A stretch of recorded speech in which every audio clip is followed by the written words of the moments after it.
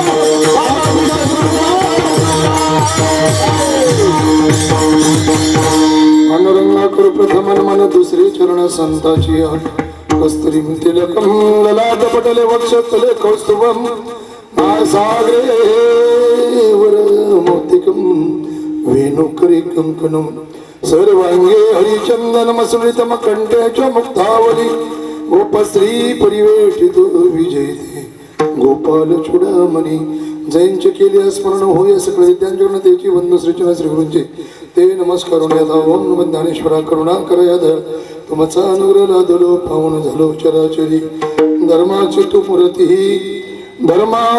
मूर्ती पाप पुण्य तुझे हाती मज सोडवी दातारा कर्मापासून दुस्तरा साधू संतांच्या पदस्पर्शाने पावन झालेल्या असलेल्या पवित्र पावन भूमीमध्ये श्री संत ज्ञानोपराय सेवा भावी संस्था नवी मुंबई सीबीडी आयोजित गेली 21 वर्षापासून चालत आलेल्या असलेल्या पवित्र कालखंडामध्ये पवित्र पर्वणीच्या कालखंडात या पवित्र भूमीमध्ये असलेला नामयज्ञ सोहळा या नामयज्ञ सोहळ्यामध्ये कार्यक्रमाचे आयोजक नियोजक या मंडळाचे अध्यक्ष आदरणीय माझ्याच असलेले भूमीचे भूमिपुत्र आदरणीय हरिभक्तीपरायण खंडूजी महाराज शिरोळे साहेब यांच्या माध्यमातून आणि त्यांच्या सर्व सहकार्यांच्या माध्यमातून या ठिकाणी येण्याचा योग आला. त्याला अजून दुसरा सपोर्ट म्हणजे आमचे दुसरे शिरोळे दाजी त्यांचा आग्रह त्या निमित्ताने येण्याचा योग आला.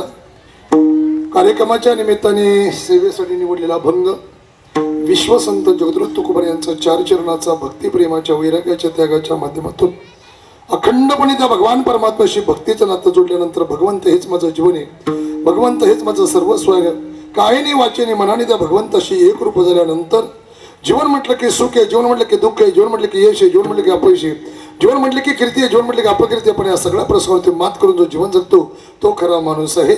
आणि म्हणून जीवनातल्या येणाऱ्या प्रत्येक असलेल्या प्रसंगाला आपल्या असलेल्या भगवंताशी समर्पित करून ज्यांनी अखंडपणे देवाची भक्ती करावा असे असणारे विश्वसंत ज्योतिर्मय तुकोबरा यांचा चार चरणाचा देवाला विनवणी करणारा, प्रार्थना करणारा आणि आपल्या कर्मामधून मुक्तता प्राप्त करण्यासाठी असलेला विनंती करणारा असणारा चार चरणाचा अभंग आजच्या सेवेसाठी निवडला आहे. विठाल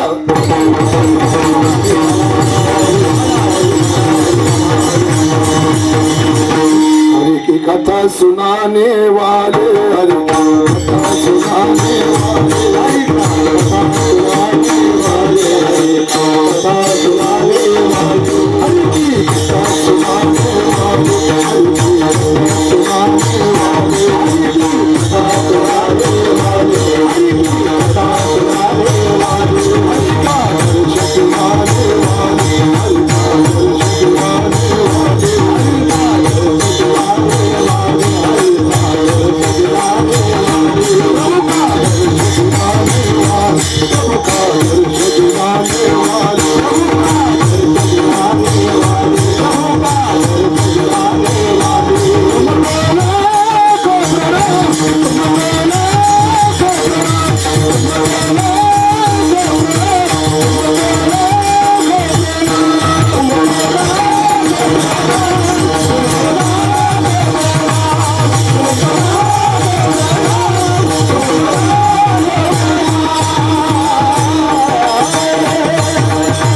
वाले, कथा सुनाने वाले, हरि का दर्शन दिलाने वाले, तुमको लाखो प्रणाम.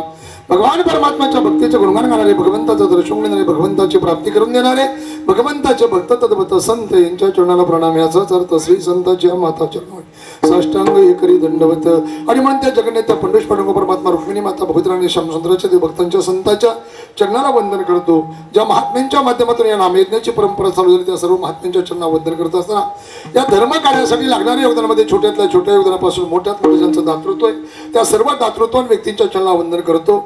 या नामयज्ञामध्ये हरिपाठ असेल, नियमाचं भजन असेल, अन्यथा असलेलं इतर काही पारायण वगैरे असेल याच्यासाठी सांप्रदायिक सेवा करणारी जी सर्व मंडळी त्या सर्वांच्या चरणाला वंदन करतो.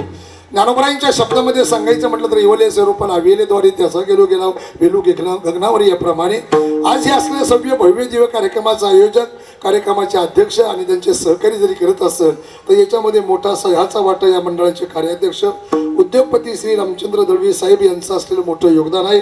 त्यांच्याबरोबर त्या ठिकाणी असलेले खंडूजी वराळ साहेब असेल, भाऊसाहेब तोरमल असेल, पांडुरंगजी जाधव आणि अधिकरून ही सगळी मंडळी याच्यामध्ये प्रत्यक्ष अप्रत्यक्षरित्या सेवा दातृत्व करतायत. त्या सर्वांच्या चरणाला वंदन करतो. कार्यक्रमाच्या निमित्ताने राम लक्ष्मणाची जोडी असणारे सुंदर प्रकारचे मृदुंद वादक त्यांच्या चरणाला वंदन करतो. डाव्या बाजूला अधिकार संपन्न गंधर्वासारखे गायन करणारे आमचे असणारे महाराज मंडळी त्यांच्या चरणाला वंदन करतो. इकडं उजव्या बाजूला पेंद्या वाकड्या बोबड्या सुद्धा मी कृष्णाचे सवंगडी MA 17 पासिंग ना. रात्री झाली ना तुम्ही नक्की परवा नाही रात्री आली मला कळालं. रात्री बरं परवा बरं. हे सगळे आमच्या असलेल्या नितीन महाराज गोडसे यांच्या असलेल्या संस्थेतले सगळे विद्यार्थी, इकडले पण हे सगळे गायक, पाठ परिसरातली पंचकृष्णातली ज्येष्ठ मंडळी, टाळकरी मंडळी, विनेकऱ्यापासून तर या चौदारापासून तर त्या चौदारापर्यंत सर्वांच्या चरणाला वंदन करतो. माझ्या समोर बसलेल्या अतिप्रसन्नतेने असलेल्या, ज्यांचे हातपाय दुखतात त्या खुर्चीवर बसलेल्या, पण ज्यांचं दुखत नाही त्याही बसलेल्या त्या सगळ्या आदिमाया शक्तींच्या चरणाला वंदन करतो. माझ्या समोर बसलेला दूरवर असलेला भगवंत स्वरूप असणारा पुरुष वर्ग, याच्यामध्ये छोट्याशा बाळापासून वृद्ध असलेल्या आजोबांसमोर असलेल्या सर्वच पुरुष बांधवांच्या चरणाला वंदन करतो. कीर्तनकार आखलेली किती विद्वान असेल तर कीर्तनकारचा प्राण हा गायक आणि वादक असतो आणि कीर्तनकारचा श्वास म्हणजे स्पीकरवाला असतो. कालच दादा तुझ्या गावावरनं पिंपळगाव कुंजिऱ्याला गेलो होतो, मग आवाज चांगला दे ना. कीर्तनकाराचा श्वास म्हणजे आमच्या स्पीकरवाला दादा असतो. आमची जुनी मैत्री 21 वर्षापासूनची. तुझ्याही चरणाला वंदन करतो. कार्यक्रमाचं लाईक प्रक्षेपण करणारे आमचे दादा असेल त्यांच्या चरणाला वंदन करतो. आणि 7:45 वाजून गेले असल्यामुळे बाह्य विषयात अभंग आणि प्रसंग याच्या पदापदाच्या चिंतनाकडे येतो. विठाल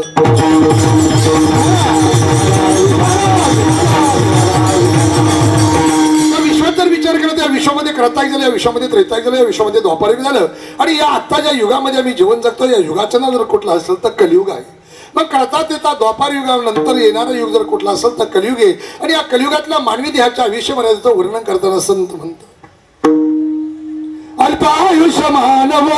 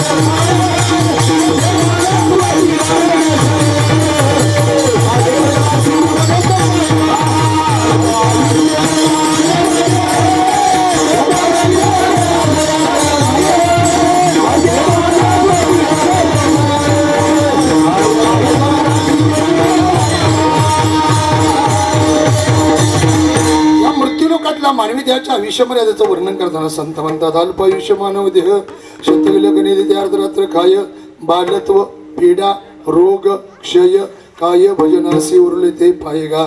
या मृत्यूलोकातला आयुष्य 100 वर्षाचा आहे. त्याच्यामध्ये बालत्व आहे, त्याच्यामध्ये पीडा आहे, त्याच्यामध्ये रोग आहे, त्याच्यामध्ये क्षय म्हणजे शेवट आहे. ज्ञानोबराय वर्णन करताना म्हणतात उपजयते नासे नासले ते पुनरपि दिसे हे घटिका यंत्र जैसे परिभ्रमेगा. हे जन्ममरणाचं घटना चक्र आहे. जीवात्मा जन्माला येतो, मृत्यूच्या माध्यमातून जातो, पण जन्म आणि मृत्यूचा मधला कालखंड याचं नाव जीवन आहे.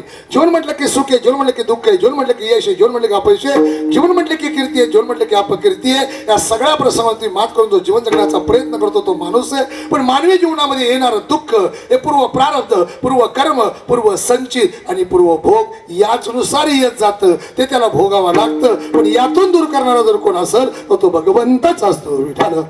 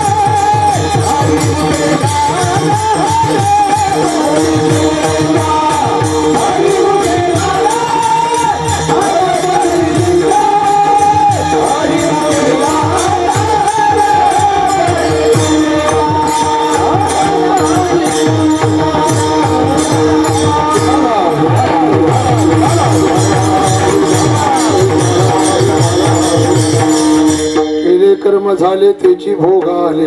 या मृत्यू लोकातल्या मानवी देहाला प्रत्येक जीवात्म्याला जे दुःख भोगावं लागतं ते पूर्व कर्म असतं, ते पूर्व संचित असतं, ते पूर्व भोग असतो. मग ते या मानवी देहालाच भोगावं लागतं असं नाही. ते साधूलाही भोगावं लागतं, ते संतालाही भोगावं लागतं, ते देवाला भोगावं लागतं आणि ते भोगण्यासाठीच मृत्यू लोकामध्ये जन्माला यावं लागतं. विढाल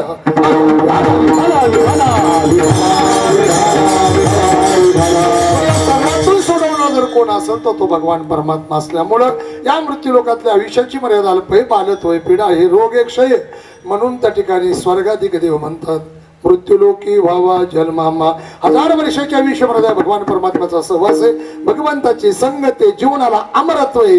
ते स्वर्गाधिक देव म्हणतात मृत्यूलोकी व्हावा जन्मामा. मृत्यू लोकातला देहाचा विचार केला आयुष्य अल्प आहे, बालत्व आहे, पीडा आहे, रोग आहे, क्षय आहे. पण या मृत्यू लोकामध्ये एक महत्वाची गोष्ट आहे. या मृत्यू लोकातल्या मानवी देहाला पुन्हा जन्म, पुन्हा मृत्यू, पुनरपि जन्म, पुनरपि मरण या अवस्थेतून मुक्तता प्राप्त करून देवापर्यंत पोहोचता येतं, मरणावर विजय मिळवता येतो. सांगतो भजन करा विठाल.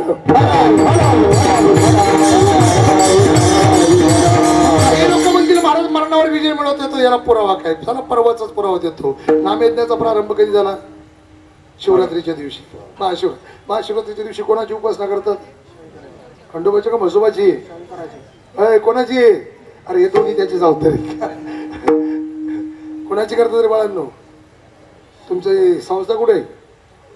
कोथळेश्वरला कशाचं मंदिर आहे? मी आणतो ना 21 तारखेला मग शंकराचं का महादेवाचं? पार्टी बदलू नको ना, मी दोन्ही पैकी एक आहे.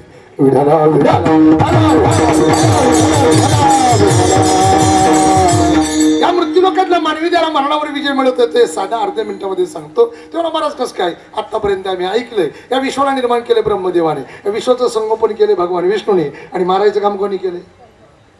खानू नावाचा नाही, कोणी केले? शंकराने. नक्की ना? म्हणजे शंकर मारितो ना, तरी त्याचा महाशिवरात्रीचा उपास धरता का तुम्ही? का बरं मारू नये म्हणून धरताय का? हो तसं नाही. या विश्वाला निर्माण केले ब्रह्मदेवाने, संगोपन केले भगवान विष्णूने, संवार करण्याचं काम भगवान शंकराने केलंय. पण एक काम सांगतो तुम्हाला, जो मारणारा असतो ना तोच तारणारा असतो. जो मारणारा असतो ना तोच तारणारा असतो. त्याचा अर्ध्या मिनिटात उत्तर देतो. एखादी आई असेल, एखादी आजी असेल, त्या आजीला नातवाने, आईला तिच्या मुलाने लई जर त्रास दिला तर ती म्हणती कार्ट्या तुझं वाटोळ हो दे, मुडदा पडू दे, म्हणते की नाही? तिला खरंच वाटतं की त्याचा मुडदा पडावा, खरंच वाटतं की त्याचं वाटोळ व्हावं. ते पोरग रागात फक्त अर्धा तास गार्डन मध्ये, बगीच्यामध्ये, कुठेतरी असलेल्या कॉलेज बिल्डिंगच्या पार्किंग मध्ये खेळायला जाऊ द्या. ते तिला अर्धा तास जर दिसलंच नाही तर ती शांत बसते की त्याच्या भेटीसाठी व्याकुळ होते. बरं ना? होते ना व्याकुळ? तसं माझे भगवान शंकर या विश्वाच्या सुखासाठी व्याकुळ आहेत. ते भगवान शंकर विश्वाच्या सुखासाठी व्याकुळ आहे. ती संवार करणारी देवता नाही, त्या भगवान शंकराच्या नावात ताकद आहे. भगवान शंकराच्या नावात ताकद. याचं कारण आहे भगवान शंकराचं नाव जर का असेल तर शंकर, शंख म्हणजे सुख, र म्हणजे करून देणारा, या विश्वाला सुखी करणारा जर कोण असेल तर तो भगवान शंकर आहे. ती मारणारी देवता नाही, ती तारणारी देवता आहे. पटवून देतो भजन करा. विठाला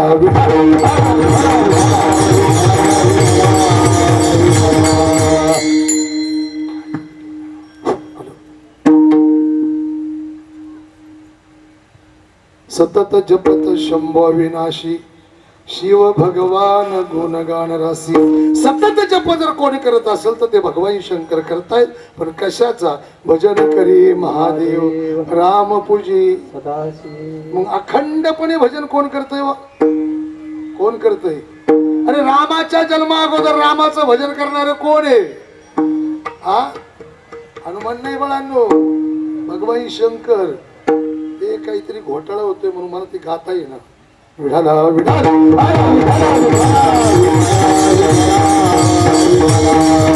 सतत जपत शंभू अविनाशी, सतत जपत शंभू अविनाशी, शिव भगवान गुणगान रासी. शिव भगवान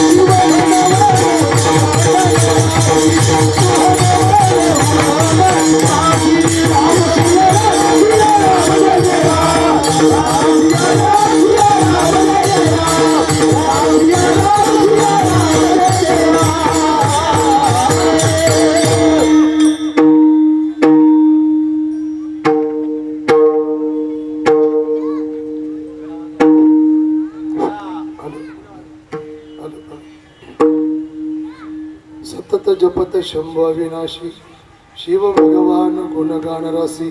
सतत जर जप कोणाचा करत असेल तर ते राम सिया राम, सिया राम जय जय राम, राम सिया राम, सिया राम जय जय राम. भगवान शंकर मारणारे म्हटले ना तुम्ही, मग ऐका. आदिनाथ उमा, गहिनी प्रसादे, ज्ञानदेवा सार, प्रगट गुह्य बोले, विश्व ब्रह्माची केले. मग या सगळ्याचं मूळ कोणी? बोला ना. अरे नाम महात्म्य सांगणारा या विश्वातला पहिला देव कोणी? भगवान शंकर.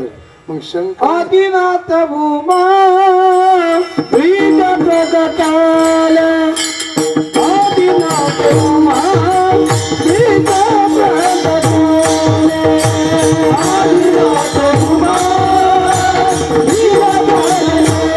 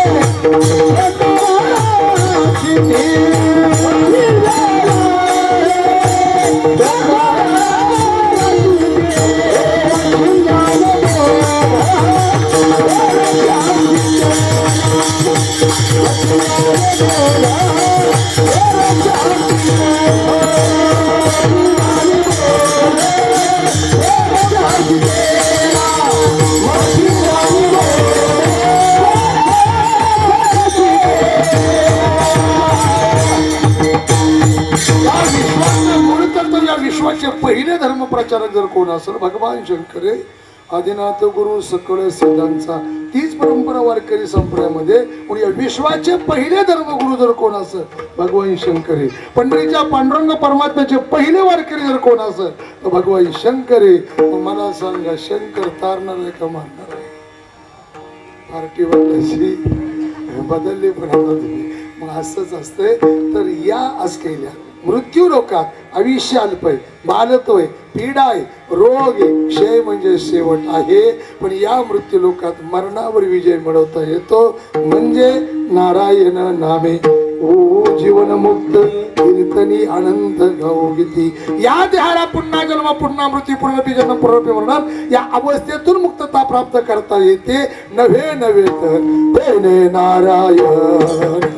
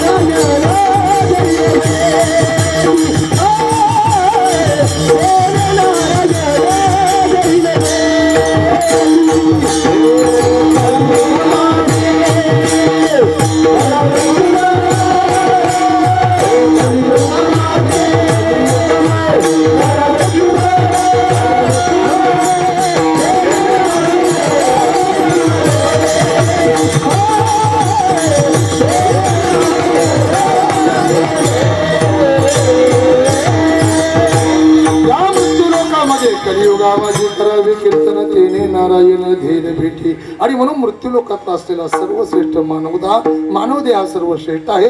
आणि म्हणून स्वर्गाधिक देव मृत्यू लोकाच्या देहाची अपेक्षा करतात. पण हा मृत्यू लोक या विश्वामध्ये आला. पण हा मृत्यू लोक येणे अगोदर या विश्वामध्ये कर्तायुग आलं, या विश्वामध्ये त्रेतायुग आलं, या विश्वामध्ये द्वापारयुग आलं. आणि आता मी जीवन जगतोय या युगाचं नाव जर कुठलं असेल तर कलियुग आहे. युग परत्वे आयुष्याची मर्यादा बदलली गेली. युग परत्वे भगवंताला प्राप्त करण्याचं साधन बदललं गेलं. आणि युग परत्वे मानवी देहाच्या मृत्यूचाही देखील संबंध बदलत गेला. मग युगानुसार सगळं जरी बदलत गेलं असलं तर कलियुगातला मानव देह सर्वश्रेष्ठ आहे. याचं कारण या मानवी देहाच्या आधारे भगवंताची प्राप्ती होते. आणि त्या भगवंताची प्राप्ती झाली का आपल्या सगळ्या दुःखाचं निवारण होतं. म्हणून जगद्गुरु तुकोबराय या अभंगामध्ये देवाला विनवणी करतात, प्रार्थना करतात. याचं कारण जगद्गुरु तुकोबरायांनी अंतःकरणामध्ये भगवंत हेच माझं जीवन आहे, भगवंत हेच माझं सर्वस्व आहे, भगवंताबद्दलचा भाव आहे, भगवंताबद्दलची श्रद्धा आहे, भगवंताबद्दलची भक्ती आहे, भगवंताबद्दलचा विश्वास आहे आणि भगवंताबद्दलचं प्रेम आहे. आणि हे जे वेळा आपण एक रूपतेने करतो त्यावेळेला भगवान परमात्मा आपल्यावर कृपा करतो. विठाल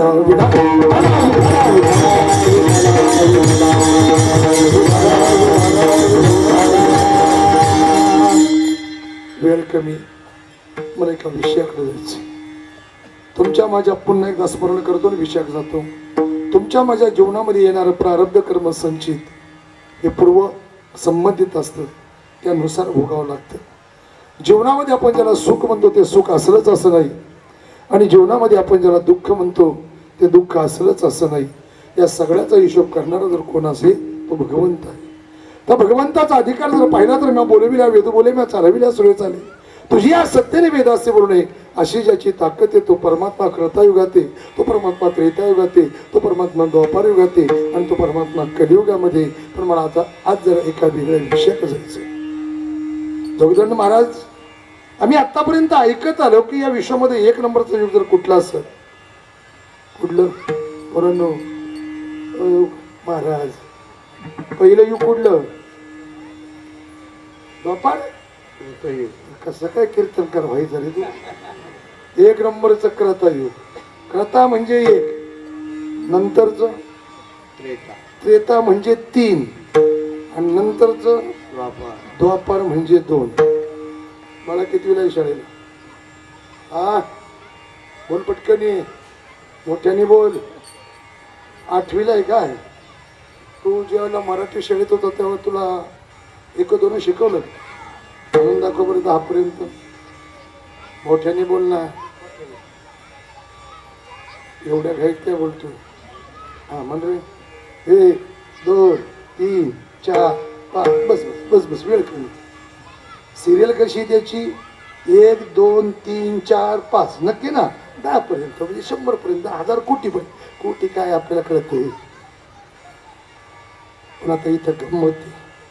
क्रता म्हणजे 1 आहे, त्रेता म्हणजे 3 आहे आणि द्वापार म्हणजे महाराज 2 आहे.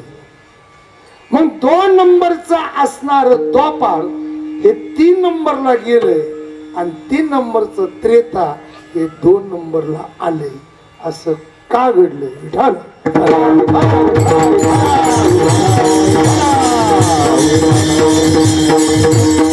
1, 2, 3 का 1, 3, 2? 1, 2, 3 का 1, 3, 2? 1, 2, 3 ना. बरं, मराठी बोलायला सोपी का इंग्लिश? का बरं?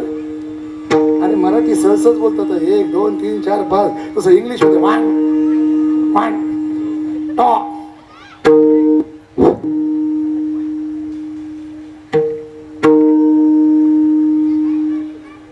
शाही पुढे इकून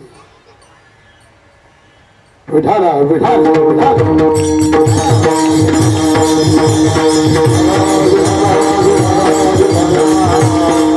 मराठी बोलणं सोपं का इंग्लिश? अरे मराठी सहज बोलता पण इंग्लिश 1, 2, 3, 4, 5 कसलं वरडावं लागतं का? असं शरीराच्या आवयतान लगत होतंय ना. पण वेळच्या वेळेतला भाग सोड द्या, आपल्याला महत्वाकडे यायचं. 1, 2, 3 का 1, 3, 2? 1, 2, 3. मग क्रता म्हणजे 1 आहे, त्रेता म्हणजे 3 आहे, द्वापार म्हणजे 2 आहे. मग ही युग बदलली कशी काय? 2च्या जागेवर 3 आलं, 3च्या जागेवर 2 आलं. चला ऐका, भजन करा सांगतो. विठाल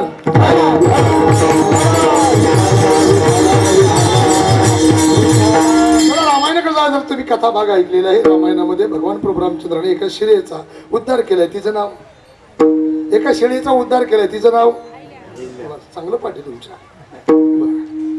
हीच असणारी अहिल्या, हिला एकदा स्वर्गामध्ये, स्वर्गाचं असलेला देवांचा राजा इंद्र, त्या इंद्राने मागणं घातलं. देवाचा राजा इंद्र यांनी मागणं घातलं. ज्या असलेल्या इंद्राकडे सत्ता आहे, संपत्ती आहे, सर्व ऐश्वर्य, देवांचा राजा आहे. असा असणारा इंद्र त्याने अहिलेला मागणं घातलं. पण काय कुणास ठाऊक अहिलेच्या मनात एक विचार आला, याच्याकडे सत्ता आहे, संपत्ती आहे, तारुण्य आहे, पण हा भोगी आहे. याच्याकडे सत्ता आहे, संपत्ती आहे, तारुण्य आहे, पण हा भोगी आहे. मला एका भोग्याबरोबर लग्न नाही करायचं. म्हणून इंद्राकडे एवढं सगळं असताना इंद्राचा त्याग केला, नकार दिला.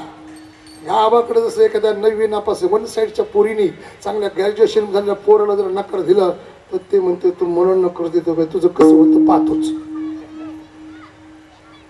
तुझं कसं होतं ते म्हणते. मी तुझ्यापेक्षा शिकलेला देखणे, तू 9वी नापास 1 साईड कट मारती आणि मला नकार देते काय म्हणत मला? मग ते म्हणतो तुझं कसं होतं. तसं इंद्राला जेव्हा कळालं याच अहिल्याचं लग्न एका ऋषीबरोबर झाले, त्याचं नाव गौतम ऋषी. आणि ही बातमी जेव्हा इंद्राला कळाली तेव्हा इंद्र विचार करू लागला, अरे मला नकार दिला नाही का? ऋषीच्या बरोबर त्यांनी तिने विवाह केला, काय असं त्याच्याकडं, पण माझा अपमान केला. मी एक दिवस तिचा बदला घेतल्याशिवाय राहणार नाही. वेळ के म्हणून मी पटापट पुढे जातो. मला त्याचा खूप सांगायचंय, तुझा तिचा बदला घेतल्याशिवाय राहणार नाही हा विचार जरी कधी इंद्राच्या मनामध्ये आला. पण एक समाजाचं वैशिष्ट्य आहे, चांगलं काम एकट्याला सहज करता येतं, चांगलं काम एकट्याला सहज करता येतं, पण वाईट काम करायचं असलं तर 2-4 जण अहो, साधी गंमत आहे हो. पुराण काल्याच्या कीर्तनामध्ये कीर्तन ऐकली की नाही तुम्ही? कृष्णाने एकट्याने घोड्या केल्या का सगळ्यांना घेऊन केल्या? बरं जरा तुमच्या कोथरूडच्या असलेल्या नदीच्या कडेला पलीकडं समजा तिकडे जाताना अकोल्याकडे जाताना सुगावकडे जाताना समजा तुमच्या असं संस्थेच्या पलीकडं आत्ता उन्हाळ्याच्या कालखंडामध्ये एखाद्याच्या शेतामध्ये काकडे जर खायला आल्यात हे जर तुम्हाला कळालं तुम्ही एकटे जण का 2-4 जण जाण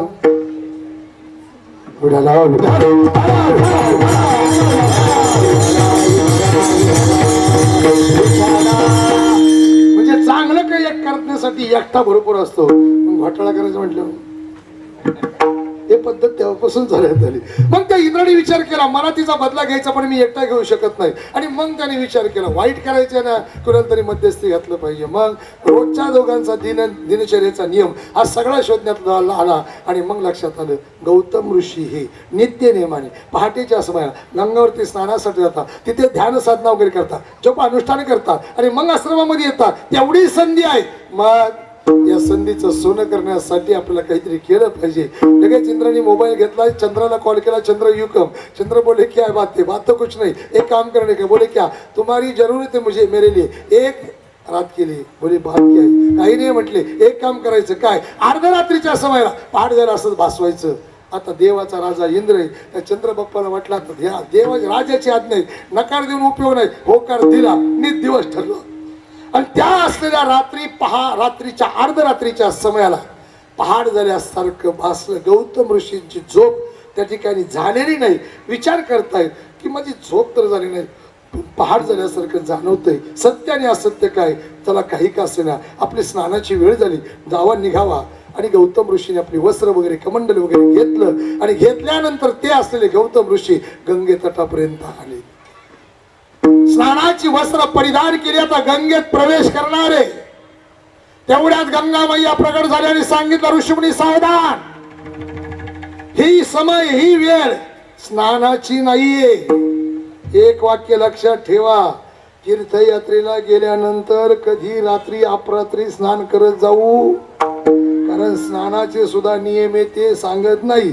पर्वणीच्या व्यतिरिक्त, पर्वणी म्हणजे जशी आषाढी वारी, कार्तिकी वारी, पंढरीची वारी, कार्तिकीची वारी, नाथांची असणारी वारी, त्र्यंबकची वारी, अन्यथा पैठणची वारी, या पर्वणी व्यतिरिक्त रात्री अपरात्री जर गंगे स्नान केलं तर त्या स्नानाचा परिणाम त्या माणसावरही होतो, त्याच्या विचारावर होतो. आणि म्हणून गंगा मैया प्रगट झाली. गंगेने सांगितलं ऋषीमुनी थांबा, ही ऋषीमुनींची साधकांची असणारी स्नानाची वेळ नाहीये, पहाड झालेली नाही, अर्धरात्रीचा समय, ही दैत्यांच्या स्नानाची वेळ. ऋषीमुनी थबकले आणि मग खात्री पटली. ज्या गोष्टीची मला शंका होती की पहाड झाल्यासारखं वाटतंय पण पहाड झाली नाही. आणि मग तसेच बसले. आता पुन्हा कुठं आश्रमाला जायचंय? मग पुन्हा आश्रमाला जा, पुन्हा तिथंच बसले, भगवंताचं ध्यान करू लागले. आणि तेवढ्या वेळामध्ये देवाचा राजा इंद्र, त्या इंद्राने त्या ठिकाणी असलेल्या गौतम ऋषींचं रूप परिधान केलंय. आणि पहाटेच्या समयाला तोच असलेला इंद्र त्या अर्धरात्री नंतर अहिल्याकडे जातात. अहिल्याच्या असलेल्या त्या आश्रमामध्ये असा ज्या ठिकाणी तिची विश्रांतीची जागा आहे तिथं जातात. झोपेतून उठवतात. लक्षपूर्वक ऐका, नारदाच्या गादीवरून सांगतोय, जबाबदारीने बोलतोय काही गोष्टी.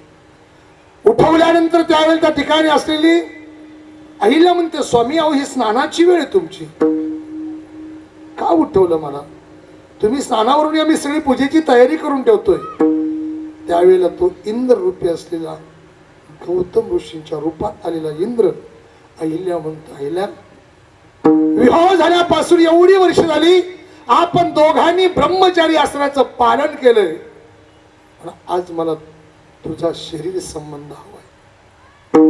आईला म्हटले, स्वामी काय हवं? ही पहाटेची वेळ, तुमच्या स्नानाची वेळ, साधनेची वेळ आहे, आणि का बरं असं? पण पुन्हा एक विचार केला. विवाहानंतर आजपर्यंत मी दोघं ब्रह्मचारी आश्रमात असताना कुठल्याही प्रकारची अपेक्षा माझ्या पतीने न केल्यामुळं आज जर स्वतःहून ती अपेक्षा केली तर त्या ठिकाणी अहिलेने मागचा पुढचा विचार न करता आपलं पूर्ण शरीर त्या असलेल्या गौतम ऋषी म्हणून इंद्राच्या स्वाधीन केले. विडाला पण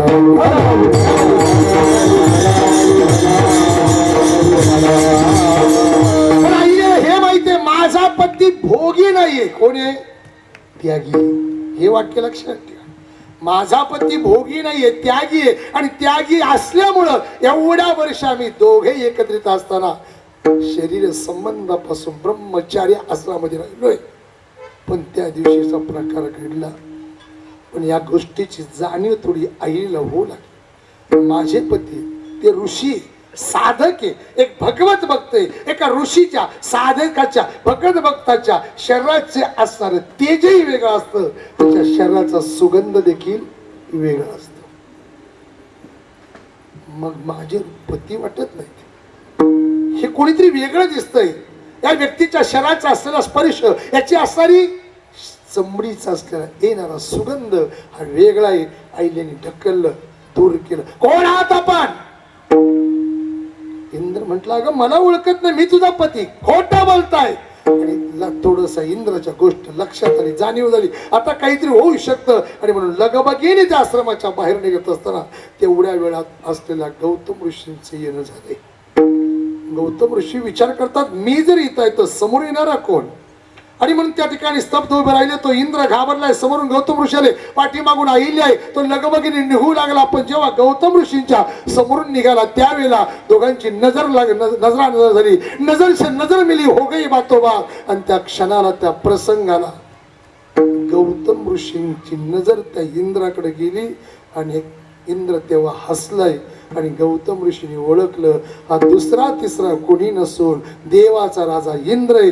राग अनावर झाला. मागचा पुढचा विचार न करता, इंद्र, अरे एका गुरुची पत्नी आपल्या असलेल्या आईप्रमाणे असते, एका ऋषीची पत्नी आपल्या आईप्रमाणे असते. अरे तू देवाचा राजा इंद्र, पण तुला गुरुची पत्नी ऋषीची पत्नी कळत नाहीस. इंद्र गालात हसला, पुढे जाऊ लागला. तेवढ्या वेळामध्ये अहिल्या जवळ आलेली. त्यावेळेस इंद्राकडे रागात पाहत असताना सांगितलं, एका गुरुपत्नी बरोबर तू वाईट कर्म केलं, या क्षणाला शाप देतो, तुझ्या पूर्ण शरीराला बग पडली जाते. जशी वाणी मुखातून बाहेर पडली त्या क्षणाला इंद्राच्या पूर्ण शरीराला गौतम ऋषींच्या अहिल्याच्या डोळ्यासमोर बग पडू लागलेली आहे. तो घाबरला, इंद्र आहे मी. त्या अवस्थेमध्ये आता काय करायचं, पुढे जायचं ते मी नंतर पुढे सांगतो. तेवढ्यात नजर गौतम ऋषींची अहिलेकडे फिरली. पापी आहेस तू, मूर्ख आहेस. आपला पती कळत नाही, स्वतःच्या पतीला समजू शकत नाही. स्वतःचा पती कोण का परका पुरुष कोण शाप देतो. हा शाप देतो हे वाक्य जेव्हा ऐकले त्यावेळेला अहिलेने हात जोडलेत. स्वामी, जे घडलंय ते मला कळालं नाही. जे घडलंय ते माझ्या मनाने नाहीये. मी फक्त शरीर तुम्ही आत म्हणून अर्पण केलंय, माझं मन अर्पण केलेलं नाहीये. ऐका लक्षपूर्वक, मी माझं मन अर्पण केलं नाही, शरीर अर्पण केलंय. चूक माझ्या शरीरातून घडली. पण जरा विचार करा, मला शाप देणारे नाही तुम्ही. विचार करा, माझ्या जागेवर तुम्ही या, तुमच्या जागेवर मी जाते. जर माझ्या जागेवर तुम्ही असता तर तुम्ही त्या इंद्राला ओळखू शकला असता का? तुम्ही त्या इंद्राला ओळखू शकला असता का? आणि मग गौतम ऋषींच्या लक्षात आले.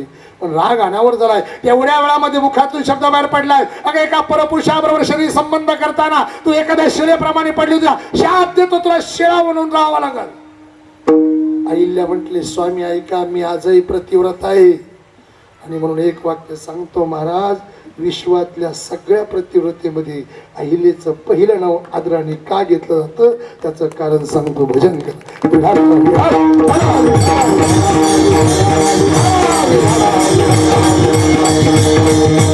त्यावेळी त्या क्षणाला अहिल्या म्हणते, स्वामी थांबा, मला माहिती आहे कमाल तेरा साधू से मुस्लिम बाती कमी झूठ नव्हती. तुम्ही दिलेले असलेला शाप हा खरा ठरणार, पण विचार करा, माझं याच्यात चुकलं काय? माझं याच्यात चुकलं काय? काय दोष आहे माझा सांगा. मला माझ्याकडनं न घडलेल्या पापाचं प्रायश्चित्त भोगायला मी तयार आहे. तुम्ही माझा सर्वस्व आहे. मी तुमची पत्नी आहे, मी प्रतिव्रत आहे. आणि पतीची वाणी खोटी ठरू नाही म्हणून मी शिळा म्हणून त्या ठिकाणी राहायला तयार आहे. पण विचार करा, माझं चुकलं. याच्यात वाणीतून शब्द बाहेर पडले होते, गौतम ऋषींच्या मुखातून ते शब्द बाहेर पडले होते. ते त्रिवार सत्य होणार होते. अहिल्याने फक्त थांबा सांगितलं होतं. अहिल्या बोलत होती आणि अहिल्याच्या मुखातून एक वाक्य आलं, स्वामी जे पाप मी केलंच नाही, स्वामी जे पाप मी केलंच नाही ते पाप मी भोगायला तयार आहे, पण मला उशाप पाहिजे. मी भोगायला तयार आहे, पण मला त्यातून उशाप पाहिजे. त्यावेळेला त्या क्षणाला गौतम ऋषी म्हणतात मी उशाप देऊ शकत नाही, तरी पण अंतःकरणातून भगवंताचं ध्यान केलं. ही बोलते हे सत्य, तिच्याकडनं शरीराने चूक घडली, मनाने नाही. मग आणि मग अंतःकरणातून भगवंताचं ध्यान केलं, नाहीचा उद्धार केला. आणि तो मुखातून शब्द बाहेर पडता गौतम ऋषींच्या, ऐक वहिनी आईल्या, तुझ्याकडनं घडलेल्या चुकीचा आणि मी दिलेल्या शापाचं प्रायश्चित्त तुला भोगावं लागेल, तुला शिळा म्हणून राहावं लागेल. पण ऐक, सूर्यवंशातला आज नावाच्या असलेला राजा दशरथाचा पुत्र, एक बाणी एक वचनी मर्यादा पुरुषोत्तम भगवान विष्णूचा अवतार राम म्हणून जन्माला येईल. त्याच्या रजकणाच्या असलेल्या धुळीने त्रेतायुगामध्ये तुझा उद्धार. पुढे आता महत्वाचं एवढं सगळं पहिलं ऐकलं. अहिल्या म्हणती स्वामी त्रेतायुगामध्ये, आत्ताचं युग कृता आहे, कृतायुगातला शेवटचा कल्प आहे. या युगानंतर 2 नंबरचं येणार आहे. काय मला कुठलं येणार आहे? द्वापार नंतर 3 नंबरचं त्रेता. स्वामी आता कृतायुगातला शेवटचा कल्प आहे. या कल्पानंतर द्वापार येणार आहे. त्या द्वापाराच्या 1000 वर्षाचे आयुष्य म्हणत आहे, ते द्वापार संपणार आहे. आणि त्रेतायुगाच्या शेवटच्या कल्पामध्ये तो भगवान विष्णूचा अवतार राम जन्माला येणार आहे. आणि त्याच्या रजकणाच्या धुळीने माझा उद्धार आहे. पण स्वामी ऐका ना, मी एवढा कालखंड शिळा म्हणून राहू शकत नाही.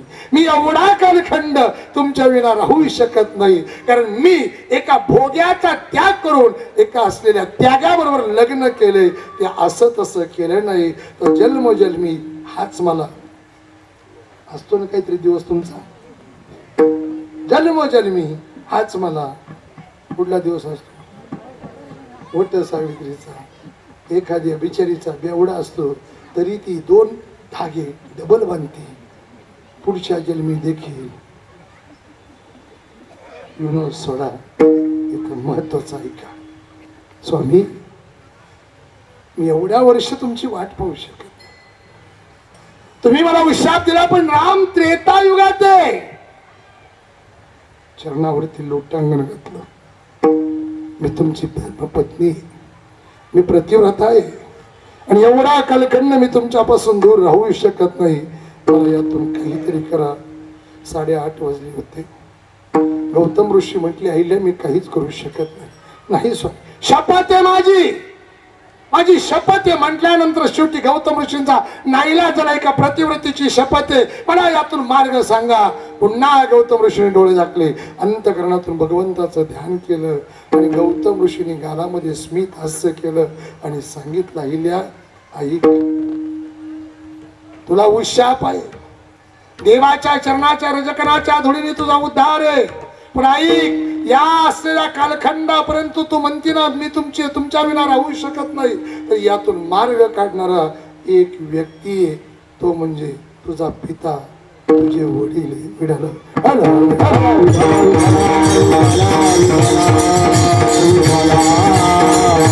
म्हणजे तुझा पिता आहे, ते तुझे वडील आहेत, ते यातून मार्ग काढू शकतील. आपल्या वडिलांचं नाव अहिल्याने ऐकलं, तिच्या मनामध्ये आनंद. नक्की स्वामी, होय तेवढंच एक व्यक्तिमत्व आहे, मी बाकी काही करू शकत नाही. उशाप दिलाय, पण त्रेतायुगातल्या रामाचं काय करायचं ते मी काहीच करू शकत नाही. बस अहिल्याने सांगितलं, स्वामी तुम्ही दिलेल्या शापाला मी सामोरं जायला तयार आहे, फक्त माझ्या वडिलांना मला भेटू द्या. बस बस अहिल्याने निघावा. अहिल्याने निघावा, आपल्या वडिलांकडे यावा. आणि जेव्हा आपल्या असलेल्या वडिलांकडे आली, त्या वडिलांचं नाव आहे ब्रह्मदेव. त्या ब्रह्मदेवाकडे आली. नेहमी आनंदामध्ये येणारी लेक त्या दिवशी दुःखात ब्रह्मदेवाला दिसली. नेहमी आनंदात येणारी, एवढ्या वर्षाचं असलेलं प्रापंचिक जीवन तिने आनंदाने त्या ठिकाणी व्यतीत केलं. एका असलेल्या त्यागी वैराग्य संपन्न ऋषी बरोबर ती आनंदाने प्रपंच करत होती. त्या असलेल्या व्यक्तीबरोबर ती आनंदाने राहत होती. तिच्या चेहऱ्यावरला कधी दुःख नव्हतं. पण आज ती ज्यावेळेला ब्रह्मदेवाला वडिलांच्या भेटीसाठी चेहऱ्यावरती दुःख दिसू लागलं. नुसतं दुःखच नाही, आलो चेहऱ्यावर नुसतं दुःखच नाही, त्या चेहऱ्यावर नुसतं दुःखच नव्हतं, तर काहीतरी अंतःकरणामध्ये दत्तकते तिच्या याची जाणीव ब्रह्मदेवाला झाली आणि आलेल्या लेकीला ब्रह्मदेवाने आपल्या जवळ घेतलं. जसे जवळ बोलवलं तसं आईला धाई मोकळून रडू लागली. रडणाऱ्या लेकीला ब्रह्मदेवाने छातीशी कवटाळलं, मस्त करून हात फिरवला, पाठीवरून आशीर्वाद रूपी हात फिरवला, गालाचा आलापना केला आणि आपल्या लेकीला म्हणू लागले, बाळा रडू नकोस, बाळा रडू नकोस, काय झालं ते या बापाला सांग, काय झालं ते या बापाला सांग. आणि मग बापाच्या खुशीत रडणारी आईला आपल्या वडिलांना एक एक गोष्ट सगळं सांगू लागली. सगळं सांगितल्यानंतर सांगते, बाबा सांगा ना, बाबा सांगा ना, याच्यामध्ये माझं काही चुकलंय, सांगा ना बाबा, सांगा ना. माझ्या पतीने शाप दिलाय, त्यांची वाणी खोटी ठरणार नाही आणि मी प्रतिव्रत आहे, मला त्या शापाला सामोरं जायचंय. पण त्रेतायुगातला राम जन्माला येणार आहे आणि त्याच्या हातून त्याच्या चरणाच्या रजकणाच्या धुळीने बाबा माझा उद्धार होणार आहे. मी एवढा कालखंड त्यांच्या विना राहू शकत नाही, मी एवढा कालखंड त्यांच्यापासून दूर राहू शकत नाही, मी एवढा कालखंड त्यांच्यापासून विभक्त कधीच होऊ शकत नाही. बाबा बाबा यातून काहीतरी करा. आपल्या लेकीचं सगळं गारहाण ऐकून घेतलं. ब्रह्मदेवाच्या डोळ्यात अश्रूंची वाट मोकळी झाली आणि तो ब्रह्मदेव आपल्या स्वतःचे डोळे पुसतो, लेकीचे डोळे पुसतो आणि आपल्या लेकीला सांगत असतो, बाळा काळजी करू नको, मी आहे ना. एक वाक्य लक्षात ठेवा, जगाचा निर्माण करता ब्रह्मदेव म्हणतो, बाळा काळजी करू नको, मी आहे ना. हे वाक्याच्या कीर्तनातलं लक्षात घे. जगाच्या पाठीवर तुम्ही कुठे असा, किती संकटात असा, किती दुःखात असा, ज्या दिवशी तुमच्या वडिलांचा बाळांनो मी आहे ना हा आशीर्वाद रूपी शब्द तुमच्या पाठीमागे असेल, त्या दिवशी किती मोठं संकट आलं तर त्यातून तरल्याशिवाय राहणार नाही. ही बापाच्या आशीर्वादाची ताकद असते. मग ब्रह्मदेव सांगतात, बाळा काळजी करू नको, मी आहेस, या दुःखातून तुला बाहेर काढल्याशिवाय राहणार नाही. आणि मग ब्रह्मदेवाने तिथून निघावा, युग देवतेकडे गेले. ज्या युग देवतेच्या हातामध्ये युगाची सगळी यंत्रणा आहे, त्या युग देवतेने जेव्हा पाहिलंय प्रत्यक्षात विश्व निर्माण करता ब्रह्मदेव आपल्याकडे येतात, त्यावेळी त्या क्षणाला त्या युग देवतेला आनंद झाला. ब्रह्मदेवाचं आदरातिथ्य केलं, पाद्यपूजन केलं, बसण्यासाठी सिंहासन दिलं गेलं आणि ती युग देवता ब्रह्मदेवाला म्हणू लागली, विश्वाचे निर्माण करता आज माझ्यासारख्या युग देवतेकडे येण्याचं कारण काय. हे वाक्य ऐकलं आणि या विश्वाचा निर्माण करता एक बाप म्हणून, अहिल्याचा पिता म्हणून, अहिल्याचा वडील म्हणून त्या ठिकाणी सिंहासनावरनं उठावा आणि उठल्यानंतर अहिल्याच्या असाठी विश्व निर्माण करता ब्रह्मदेवाने त्या युगदेवतेच्या समोर हात जोडावा. आयुष्यामध्ये कधीच कुणाच्या समोर न झुकणारा बाप आपल्या लेकरांच्या कल्याणासाठी समाजासमोर झुकतो ना दादांना, त्याचं नाव बाप असतंय, पिता असते, वडील असतंय. माझ्या संतांनी म्हणावा जगी आईसा बाप व्हावा, त्याचा वंश मुक्तीस जावा. अरे आपल्या लेकरांच्या कल्याणासाठी, सुखासाठी, समाधानासाठी, आनंदासाठी आपल्याला शर्मेने मान खाली घालावं लागलं तरी चालं, पण माझ्या लेकीचं कल्याण झालं पाहिजे, माझं लेकाचं कल्याण झालं पाहिजे. हा विचार करणारा आपल्या घरातला देव जर कोण असेल ना, तो आपला बाप आहे, पिता आहे, वडील आहे, दादा. ब्रह्मदेवाने हात जोडले. अरे आपल्याही बापाने कधीतरी कोणासमोर हात जोडले असेल आपल्या सुखासाठी, आपल्या कल्याणासाठी. अरे साधी घडणारी गोष्ट सांगतो. त्या दिवशी मुलगा होतो ना, त्यावेळेस तो बाप आनंदित असतो. मुलगा झाला, पण तोच मुलगा लहानाचा मोठा होत असताना माझा मुलगा घडला पाहिजे, ज्ञानवान गुणवान म्हणला पाहिजे, कीर्तिवान म्हणला पाहिजे, माझ्या मुलाचा भरला प्रपंच मी माझ्या डोळ्यांनी पाहिला पाहिजे, त्याची कीर्ती मी माझ्या कानाने ऐकली पाहिजे. याच्यासाठी अहोरात्र काबाड कष्ट करून, दुःख यातना सहन करून, आपल्या अंतःकरणाचं दुःख अंतःकरणामध्ये ठेवून आपल्या लेकरांना सुखी करण्याचा प्रयास आणि प्रयत्न करतो ना दादा, तो आपल्या घरातला देव असतो, आपला बाप असतो, पिता असतो. पुढे तसंच घडलं आहे का. आपल्या घरातली मुलगी जेव्हा तारुण्यात येते ना, तेव्हा तो बाप एक विचार करतो, माझ्या तायडीला मी खूप लहानाचं मोठं करत असताना घडवले, वाढवले, तिचा जन्म झाला का, कुटुंबाची परिस्थिती एवढ्या हाल अपेष्टामध्ये तिला आनंदी ठेवण्याचा प्रयत्न केला, पण माझी लेक परक्याचं धन आहे, ती दुसऱ्याच्या घरची सून होणार आहे. म्हणून तो बाप एकच विचार करत असतो. त्या बापाच्या मनातला एक विचार असतो, आम्हा दोघा पती पत्नीने आमच्या संसारामध्ये किती दुःख यातना संकट जरी सहन केली असेल ना, तर माझी लेक श्रीमंताच्या घरातली सून झाली पाहिजे. हा विचार करणारा आपल्या घरातला देव जर कोण असेल ना दादांनो, त्याचं नाव बाप आहे, त्याचं नाव पिता आहे. तो ब्रह्मदेव त्या ठिकाणी त्या युगदेवतेच्या समोर जसा हात जोडून आपल्या लेकीसाठी उभा आहे, तसाच आपला देखील बाप आहे का. त्यावेळेला लग्न जुळत असत, कधी समोरच्यानी हुंड्याची अपेक्षा भयंकर केली ना, मध्यस्थी कोणीतरी बोलत असतं आणि त्याला तो बाप म्हणत असतो, चला फोडा सुपारी लावा गंध, मी आहे ना. घरातले नकार देतात. लग्नाचा दिवस जवळ येत असतो, सगळी तयारी, मंगलाष्टकाला प्रारंभ होतो. गर्दीमध्ये समाजामध्ये तो बाप बसलेला असतो. पहिला मंगलाष्टकाला अक्षदा टाकतो आणि तिथून पुढे लेखीच्या आठवणींच्या विचारांचं काहूर मनामध्ये एवढं माजलं जातं. शेवटचं मंगलाष्टक कधी होतं याचं भान नसतंय. लोकांनी टाळ्या वाजवल्या, तो बापही वाजवतो, पण तेव्हा हुंदका दाटून येतो. पण दाटून आलेल्या हुंदक्याच्या मध्ये डोळ्यामधून अश्रूंची वाट मोकळी झालेली असते. पण तेव्हा तो बाप एक विचार करतो, आता या क्षणाला मी जर रडलो ना, आता या क्षणाला मी जर रडलो ना, समाज मला रडका बाप म्हटल्याशिवाय राहणार नाही, रडका बाप म्हटल्याशिवाय. स्वतःला तसं सावरलं. दूर मंडपाच्या कुठेतरी दूरवर एखाद्या कोपऱ्याकडे जावा. कोपऱ्याकडे गेल्यानंतर त्या ठिकाणी विरुद्ध दिशेला तोंड करून नाही मोकळून रडावा. लेकीने मंडपामध्ये बिरबिरी इकडे तिकडे पाहावा. बाबा दिसत नाही, गर्दीला बाजूला सारावा आणि मोठ्याने आवाज, बाबा.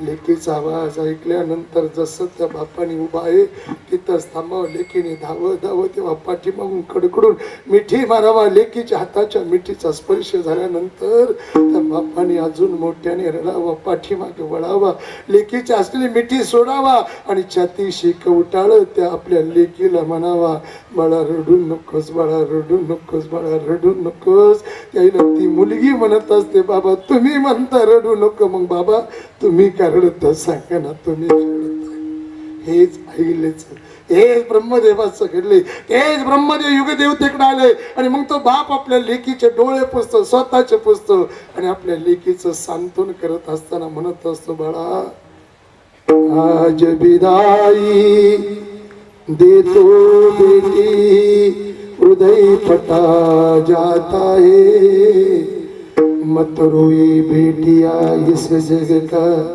ऐसा ही नाता है. सास ससुरावर पती देवकी सेवा खूब कराना, ननंद जेठानी धीरानी से झगड़ा नहीं मचाना. हे बाप त्या लेकीला समजून सांगतो. लेकीचा हात आपल्या हातात घेतो आणि आयुष्यामध्ये कधीच कुणाच्या समोर न झुकलेला बाप त्या जावायच्याकडे, तो जावायच्या समोर उभा राहतो. आपल्या लेकीचा हात जावायच्या हातात देत असतो. जावयाकडे लेकीकडे निरखून पाहतो आणि जावयाच्या समोर हात जोडतो आणि तो बाप म्हणत असतो, जावाई बापू काळजाचा तुकडा तुमच्या स्वाधीन करतोय. प्रपंच म्हटलं की भांड्याला भांड लागणार, पण हात जोडतो, विनवणी करतो, पाया पडतो मी तुमच्या. कधी तुमच्या माझ्या लेकीकडनं काही चुकलं तर तिला छळू नका, मारजोड करू नका, तिचा अपमान करू नका, तिला यातना देऊ नका. तिच्याकडनं जर काही चुकलं तर माझ्याकडे या, ते मला सांगा, मी येईल आणि तुमच्या पाया पडून माफी मागल. आणि आपल्या लेकरांच्या साठी समाजासमोर हात जोडणारा जर कोण असेल ना, त्याचं नाव बाप आहे, त्याचं नाव पिता आहे, त्याचं नाव वडील आहे. बाप करो जोडी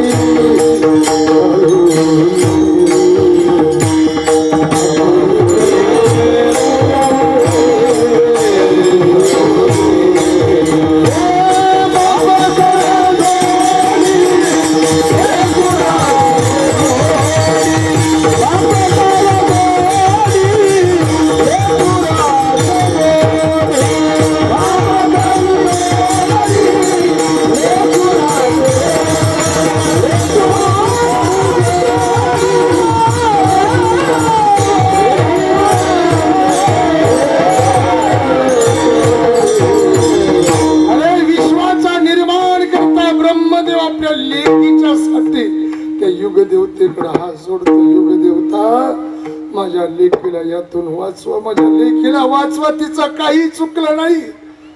उशाप दिलाय त्रेता युगातला राम, त्याच्या चरणाच्या रजकणाच्या दोडीने तिचा उद्धार होणार. पण माझ्या लेकीचं मागणे आता क्रतायुग चालू आहे. क्रतायुगातला शेवटचा कल्प आहे. यानंतर द्वापार येणार आहे. द्वापार नंतर त्रेता, आणि त्या त्रेताच्या शेवटच्या कल्पामध्ये राम येणार आहे. युगदेवता काही पण करा, काही पण करा, मी पाया पडवतो, विनवणी करतो, पण माझी लेक सुखात राहिली पाहिजे, माझी लेक आनंदात राहिली पाहिजे, तिचा उत्साह प्राप्त होऊन ती पुन्हा पतीच्या सहवासात राहिली पाहिजे. माझी अपेक्षा काहीतरी करा, काहीतरी करा, काहीतरी करा. 8:45 वाजले होते. नाईलाज झाला युगदेवतेचा, आणि 8:45 वाजता युगदेवतेने सांगितलं म्हणे ठीक आहे, तुम्ही म्हणताय ना, तुम्ही निर्माण करताय, तर हाही युगदेवता वचन देते का त्या असलेल्या त्रेता युगाच्या 3 नंबरच्या युगाला 2 नंबरच्या युगामध्ये जागेवर आणून ठेवतो, आणि प्रभू रामचंद्राच्या जन्मानंतर आईलेचा उद्धार करू शकतो. मग ऐका, 1 नंबरचं क्रता आहे, 2 नंबरचं द्वापार आहे, 3 नंबरचं त्रेता आहे. पण 3 नंबरचं त्रेता हे 2 नंबरवर यावा, आणि 2 नंबरचं द्वापार हे 3 नंबरवर जावा. ही करण्याची ताकद जर कोणाकडे असेल तर या भारत भूमीत जन्माला आलेल्या एका अहिल्यासारख्या प्रतिव्रतेची असावा. म्हणे पतिव्रता तिची देवावरी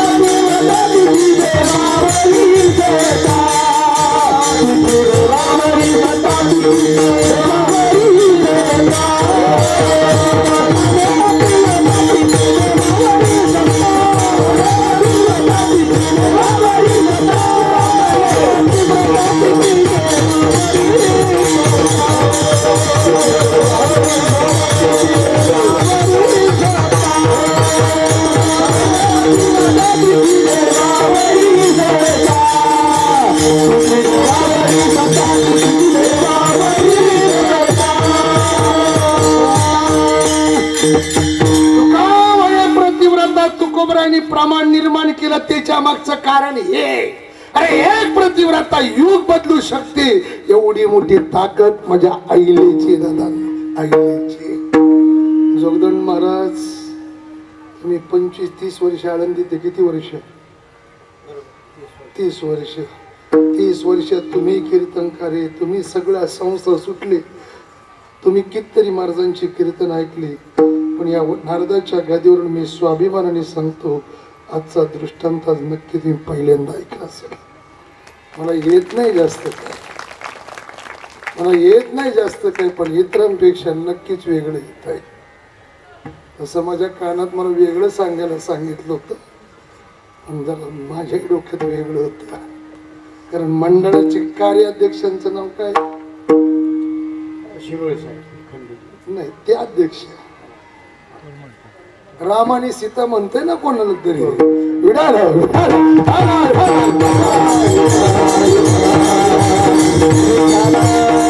त्या रामाला जन्माला येण्या अगोदर त्रेता युगातल्या त्या युगाला बदलायला एक अहिल्या कारणीभूत आहे. आणि म्हणून 2 नंबरचं द्वापार 3 नंबरला गेलं, 3 नंबरचं द्वापार 2 नंबरला आलं. राम जन्मला घसके, राम जन्मला, राम जन्मला.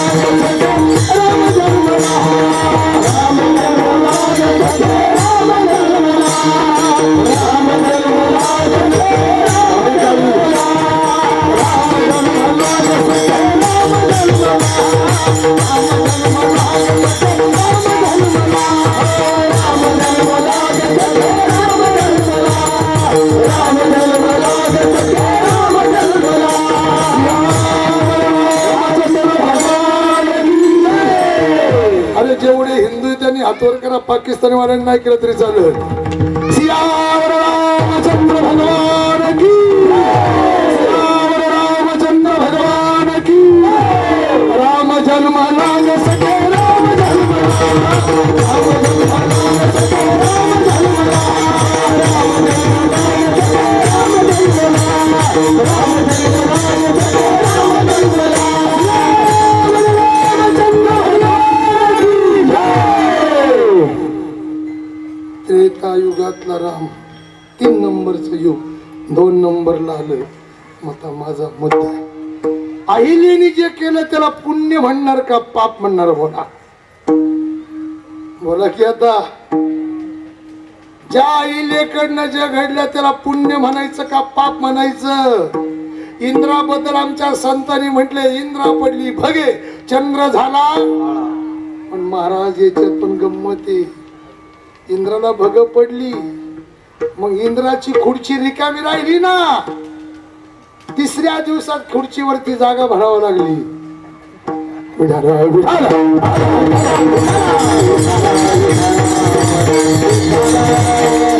इंद्र गेले कुठं? पुढे गेले इंद्र. चिंतामणी नावाचं सरोवर आहे, ऐकताय का? हे कोणी सांगत नाही मला. चिंतामणी नावाचं सरोवर आहे, त्या सरोवराच्या काठावर एक कमळ आहे, त्या कमळामध्ये इंद्र जाऊन लपले. आपण कोणाकडे गेलो होतो? गुरुच्या पत्नीकडे. गुरुने आपल्याला ओळखल्यानंतर शाप दिला. आता शाप दिल्यानंतर काय तोंडाने जायचं? अशा अवस्थेत स्वर्गात इंद्राच्या खोडीत या अवस्थेत तोंड काळ करून लपलो. आज इंद्र येईल, उद्या इंद्र येईल, परवा येईल अशी वाट पाहता पाहता शेवटी देवाने शोध काढायला सुरुवात केली. देवाने शोध करता करता त्या चंपा चिंतामणी सरोवरावरती एका असलेल्या देवाच्या लक्षात आलं, इंद्र याच्यात लपून बसले. सर्व देव म्हणू लागले, इंद्रदेव काय म्हणे, मी असं घडलं पाप कुठल्या तोंडाने तुमच्या समोर येऊ? तेवढ्यात आकाशवाणी झाली. इंद्राकडनं हे कर्म जरी घडलं असेल तर या सरोवरामध्ये त्या भगासहित स्नान करायला सांगा आणि या ठिकाणी गणेशाची उपासना करायला सांगा. सगळ्या त्याच्या व्याधी दूर झाल्याशिवाय राहणार. म्हणजे त्या गणेशाची सांगितली, या गणेशाची नाही.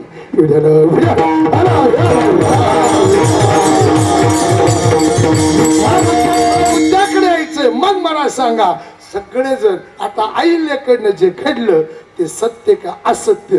अहिल्याकडनं जे घडलं ते पाप आहे का पुण्य आहे? तुम्ही ज्याला पुण्य म्हणता ते पुण्य आहे का पाप आहे? आपण ज्याला पाप म्हणतो ते पाप असलंच असं नाही, आपण ज्याला पुण्य म्हणतो असलंच असं नाही. या सगळ्याचा असलेला हिशोब करणारा जर कोण असेल तो भगवान परमात्मा आहे. म्हणून 4 युग देवाची भक्ती करणारे तुकोबर आहे.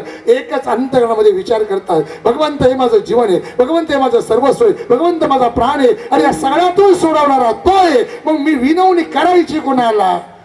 माझं गारानं सांगायचं कोणाला? जो त्यातून सोडवणार आहे ना त्याला सांगायचं. म्हणून ती विनवणी करताना प्रार्थना करताना अभंगाच्या रूपाने प्रकट व्हावा. आणि तुकोबराने अभंगाच्या पहिल्या प्रमाणामध्ये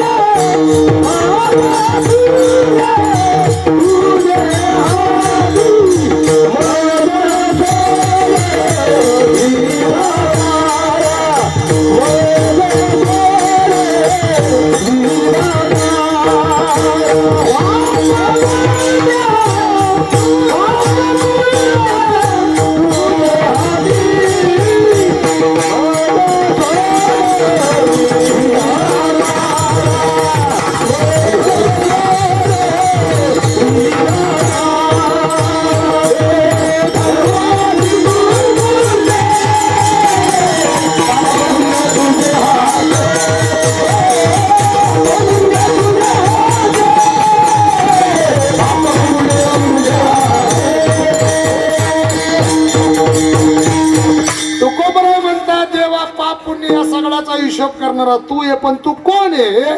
धर्माची तू मूर्ती. देवा तू धर्माची मूर्ती आहे. याचं कारण देव जन्माला येतोच कशाला? यदा यदाई धर्मरक्षा वया अवतार घेसी. आणि मग देवा तू धर्माची मूर्ती आहे ना, तुझ्याच हातात पाप पुण्य आहे. पण आता देवाबद्दल बोलताना इथं महत्वाचा एक उल्लेख आहे. देवा काय? देवा तू कोण आहे? धर्माची तू मूर्ती. महत्वाचा शब्द आहे. फोटो नाही, पुतळा, स्टॅच्यू, फ्लॅक्स. कोण आहे? मूर्ती. कोण आहे? मूर्ती. आता मूर्तीत दोन प्रकार आहे. ज्ञानोबरायांची ज्ञानेश्वरी, तुकोबरायांची गाथा, ज्ञानोबरायांचा छोटा हरिपाठ आणि पार वेदापर्यंत जेवढी हिंदू धर्माची ग्रंथ रचना आहे ते ग्रंथ नव्हे हा श्रीकृष्ण. ते सगळ्या ग्रंथामध्ये भगवंत आहे आणि म्हणून त्या ग्रंथाला वाङ्मयीन मूर्ती म्हटले. ती वाङ्मयीन मूर्ती म्हणजे ते ग्रंथ आहेत. पण याच मूर्तीतला अजून एक फरक आहे. ज्या मूर्तीला सजवलं जातं, ज्या मूर्तीचा शृंगार केला जातो आणि जिला पाहिल्यानंतर मन मोहक होतं, त्या असलेल्या मूर्तीला शृंगार मूर्ती म्हणतात. आता ती शृंगार मूर्ती सांगायचंच म्हटलं तर उदंड पाहिले उदंडाई किले,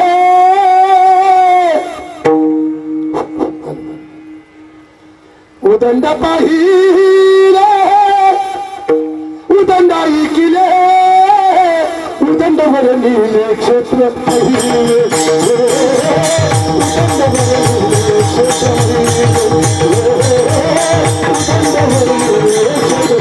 पाहिले, उदंड वर नीले क्षेत्र पाहिले.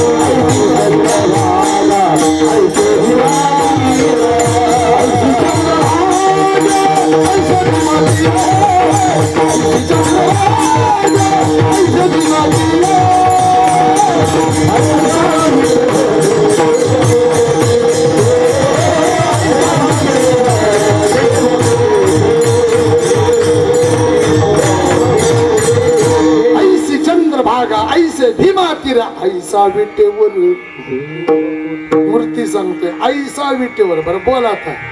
तो विटेवर जो आहे पंढरीचा तो कसा आहे पोरांनो दिसायला? कसा आहे? काळा का सावळा? पार्टी बदलायची नाही.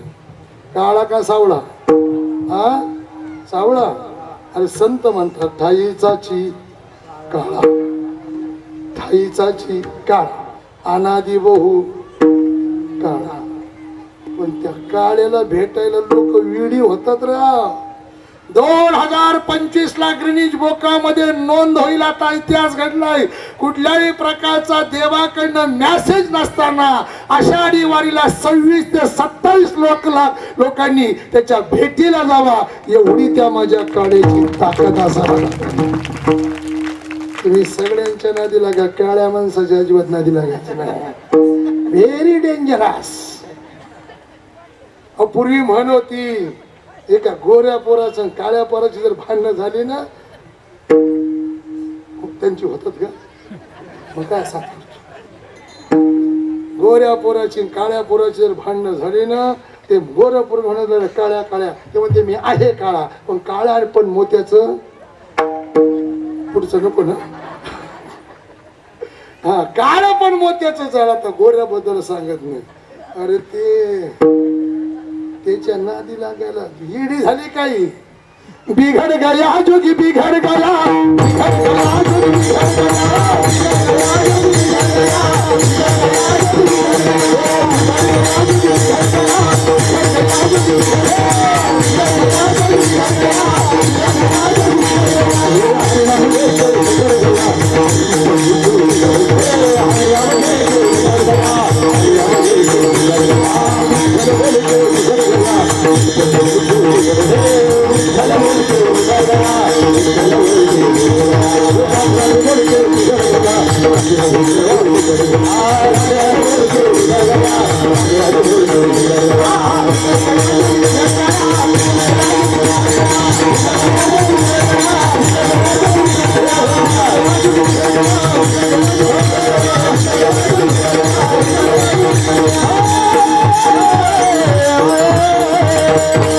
देवाने आपल्यावर कृपा करावा असं वाटत असेल, आपल्या कर्माचं निवारण करावं असं वाटत असेल, दुःखाचं निवारण करावं असं वाटत असेल, देवाने आपल्याला आशीर्वाद द्यावा असं वाटत असेल, देवाने आपल्याला साक्षात्कार द्यावा आणि देवाची भेट व्हावं असं वाटत असेल, तर देवासाठी बिघडावं लागतं.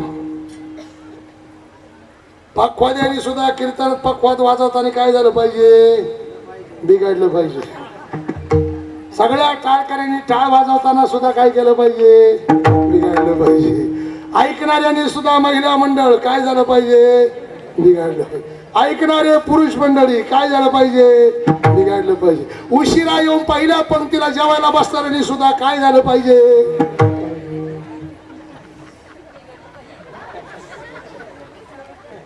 देव कोणावरती कृपा करत नाही आणि म्हणून ती मूर्ती दोन प्रकारे, एक वाङ्मय मूर्ती, एक अर्चन मूर्ती. आणि त्या अर्चन मूर्तीत माझ्या पांडुरंगाचं वर्णन करत असताना म्हटलंय, आवडे हे रूप पाहता लोचन राजस सुकुमार, रूप पाहता सुख झाले.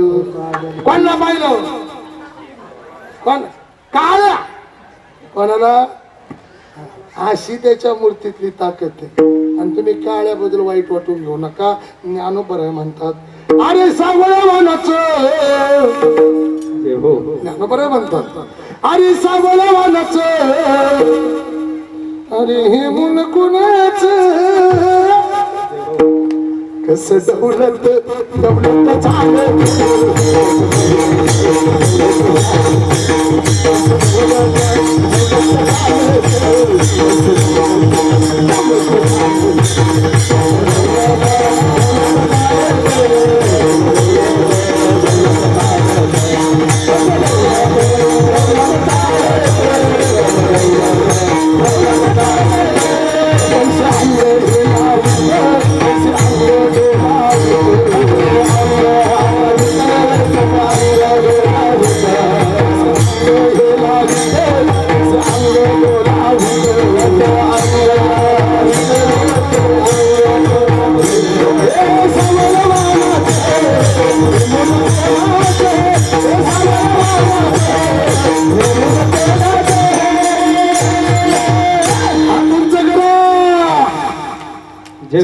जमायचं ना. गोपाल कृष्ण भगवान की, रामचंद्र भगवान की,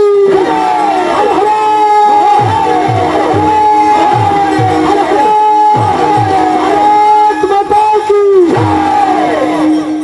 हात खाली नाही करायचं.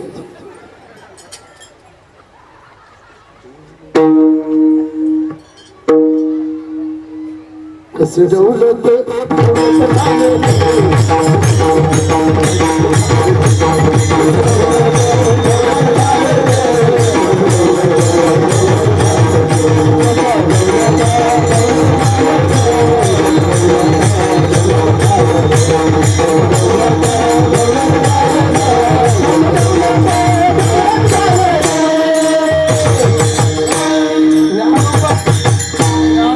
म्हणतात, बाप रकमा देऊ कांत मज विठ्ठल भासत. मी म्हंटल का देवाला काळ? कोण म्हटलंय? संत. आणि ते आहेच होत तस. ईडी केली कितीतरी, देव फुकट भेटत नाही. वेडा झालो वेडा झालो वेडियाच्या घावा गेलो. आता अशी त्याची मूर्ती आहे. म्हणून तुकोबाई म्हणतात, देवा तू मूर्ती आहे पण कशाची? धर्माची तू मूर्ती. आता मूर्तीत अजून पुन्हा एकदा जिला सजवलं जातं, शृंगार केला जातो, ती मूर्ती पटत नसेल तर झंडा है सावरा तारे गुलबान, कितना सुंदर बाग बिहार, कितना लागे प्यारा, कितना सुंदर बाग बिहार, कितना लागे प्यारा.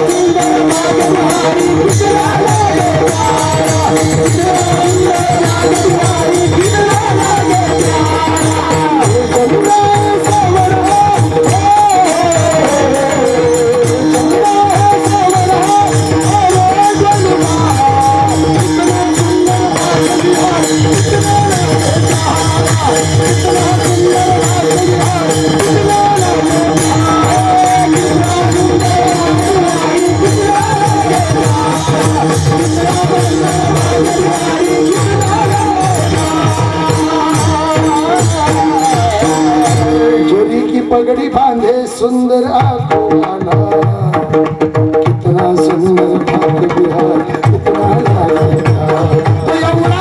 एवढा सुंदर पण कोण? त्याची मूर्ती. मग तुकोबरा म्हणता देवा तू देव नाहीये, मग कोण आहे? देवा तू धर्माची तू मूर्ती.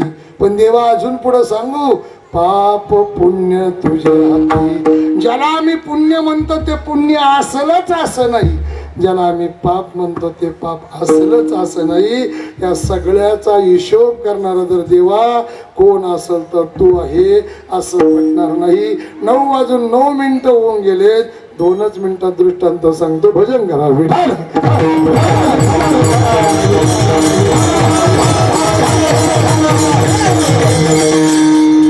अर्ध्या मिनिटात सांगतो. 2 झाले. रात्री स्टेशनवर एक जण झोपलंय. तसं स्टेशन मध्ये सकाळी तिथं ते बाथरूम मध्ये गेलं. आंघोळ बिंघोळ न करता तसेच कपडे बदलली.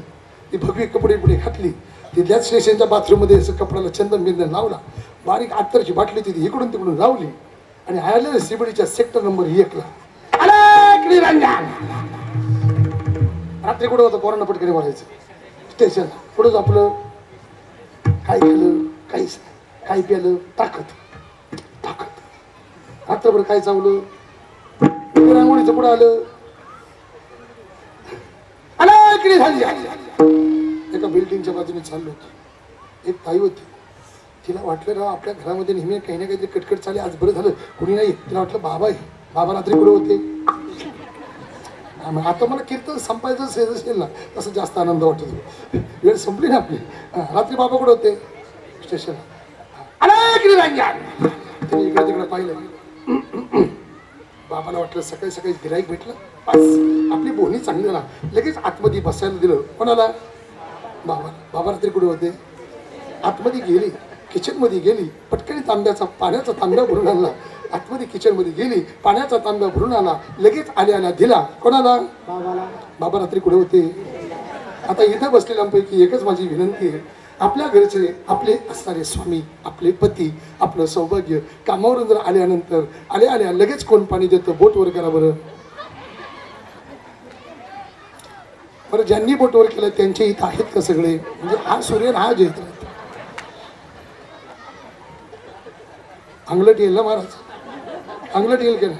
बरं ठीक आहे, तुम्ही देता का? धन्यवाद. पण एवढ्यामध्ये फक्त तुम्हीच का? अहो असला विचित्र स्वभाव असतो. बरं पाणी कोणाला दिलं? कालच्या. पण आपल्या सौभाग्याला नाही. आणि जर कधी असलं आपले मालक आपलं पतीला कामावरून आले, घरात बसले, का ऐकलं का पाणी आणती का?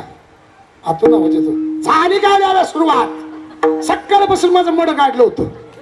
कुठून उचकून काढलं कोण? आता हे बऱ्याच जणांच्या कानावर पडत असेल त्याच्यामुळे ते काय म्हणत. बरं सोडा. पाणी कोणाला? बाबाने गाठागाठा कोरड पडली होती. आणि जसं ते पेलं तसं त्या ताईकडे पाहतं आणि म्हणतं आम्ही सगळे जाणतो. कोण म्हणतो? आम्ही सगळे जाणतो. कोण म्हणतो? बाबा रात्री कुठे होते?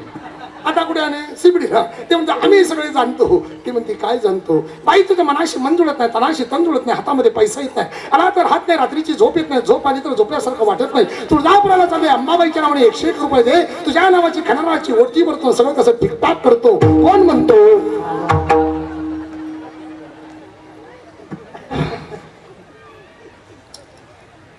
मला सगळं येत आहे.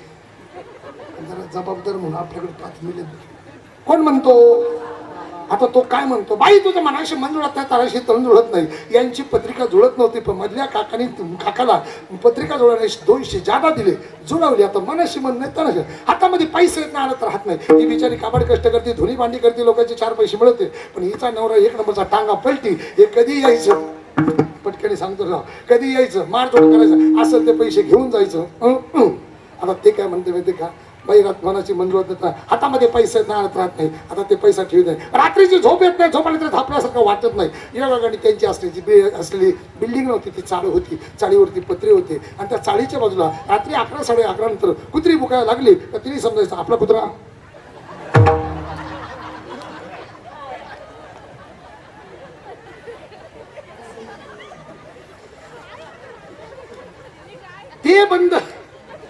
ती कुत्री बघायची बंद झाली. तिने असा आवाज नाही आला तर समजायचा आपला आला. थोड्या वेळाने दोन मांजराची भांडणं व्हावा, त्यांच्या पत्रा उडी मारा, ती डचकून जागा व्हावा. आलं का? रात्रीची झोप येत नाही, झोप आली तर झोपल्यासारखं वाटत नाही. कोण म्हणतो? बाई तू मनाशी हे सगळं कोण म्हणतो? 101 दे तुझ्या नावाची खरणाची वटी वरती. ती म्हणते हो बाबा सगळं खरं खरं सांगितलं. मला पण येते बरं का कीर्तन जरा सांगू शकतो मी. ती बिचारी 50 देते. किती देते? किती देते? 50 देते.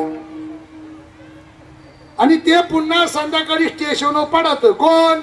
बरं आता मला सांगा, त्या बिचाऱ्या ताईने, त्या लेकरवाळीने, त्या सासरवाशीने जे 50 दिले त्याचं पुण्य लागलं का पाप लागलं? तिने काय म्हणून दिलं? पुण्य म्हणून दिलं. पण लागलं काय? मग आपण ज्याला पुण्य म्हणतो ते पुण्य असेलच असं नाही, आपण ज्याला पाप म्हणतो ते असलच नाही. याच्या एकाच प्रमाणात उत्तर येतं. एकाच प्रमाणात पुण्यवंत पापालो की नेला, पुण्यवंत पापालो की नेला, पुण्यवंत पापालो की नेला, पुण्यवंत पापालो की नेला, पुण्यवंत पापालो की नेला, पुण्यवंत पापालो की नेला, पुण्यवंत पापालो की नेला, पुण्यवंत पापालो की नेला.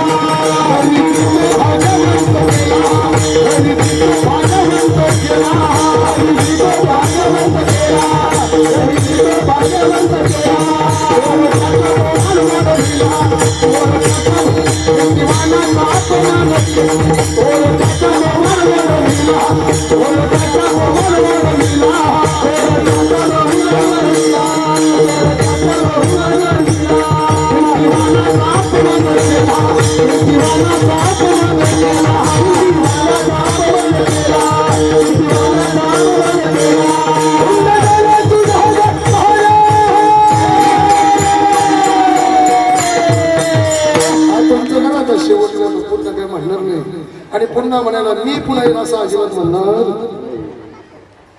धुंद झाला तुझा दरबार,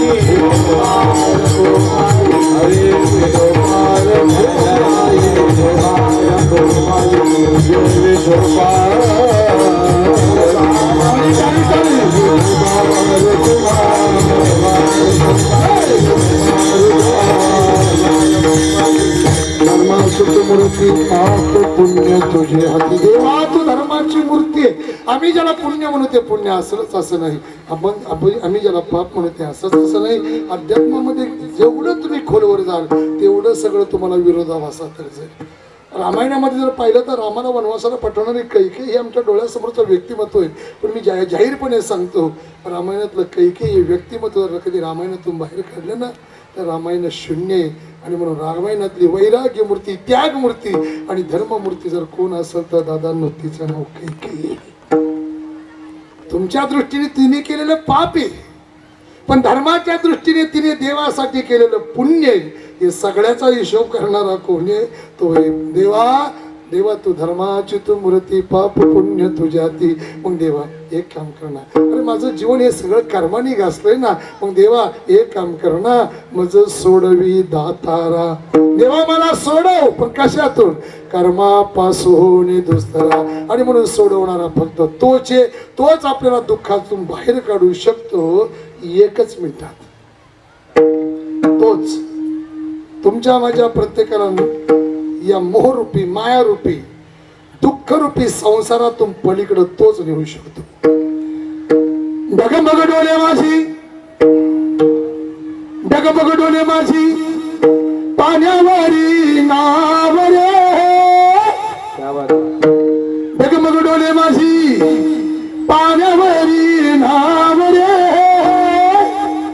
पंढरीच्या पांडुरंगा फिगी फिगी पंढरीच्या पांडुरंगा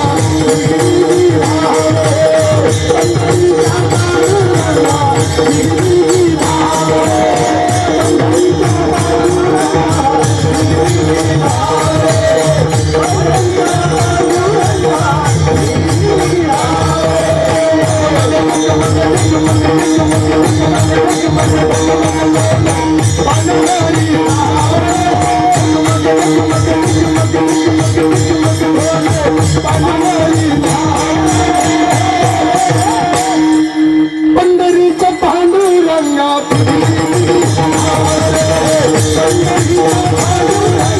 फिगी पंढरीच्या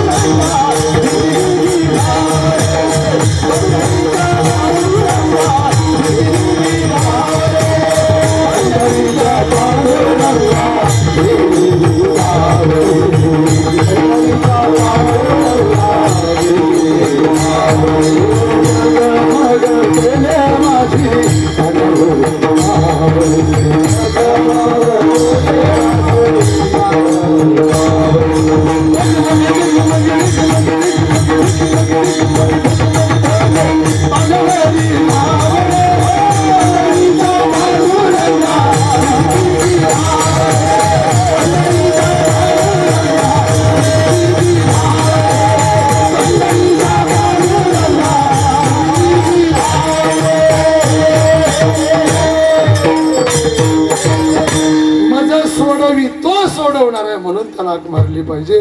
माझं सोडवी दातारा कर्मापासून. तेव्हा तू या विश्वाच्या चराचरामध्ये ना तुझ्यामध्ये पूर्ण विश्व आहे ना. रसी अंगीकार तरी काय माझा भार. तेव्हा माझा अंगीकार करणार. माझ्या छोट्याशा एवढ्या जीवाने काय भरवणार आहे. तू कोबरा आहे ना. देव म्हणतात सगळं करतो मग अपेक्षा काय.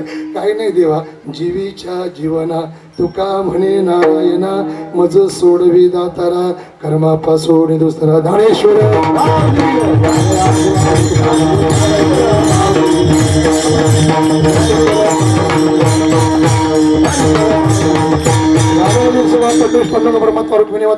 श्यामचंद्राच्या देवभक्तांच्या संतांना वंदन करत असताना या ठिकाणी मंडळाचे अध्यक्ष त्यांचे कार्यकारिणी मंडळी या सर्वांच्या माध्यमातून येण्याचा योग आला. या ठिकाणी आल्यानंतर आमचे असणारे अळकुटी गावचेच आणि या मंडळाचे एक असलेले सदस्य ज्यांचं माझ्यावर नितांत प्रेम आहे ते आमचे असणारे शिरोळे दादा. त्यांच्याच असणाऱ्या कुटुंबामध्ये त्या ठिकाणी जेवणाचा योग. मी जेवण आले बरं का महाराज. एवढं बोलायचं म्हटलं जेवणाला नाही तर मारून टाकणार असं ते.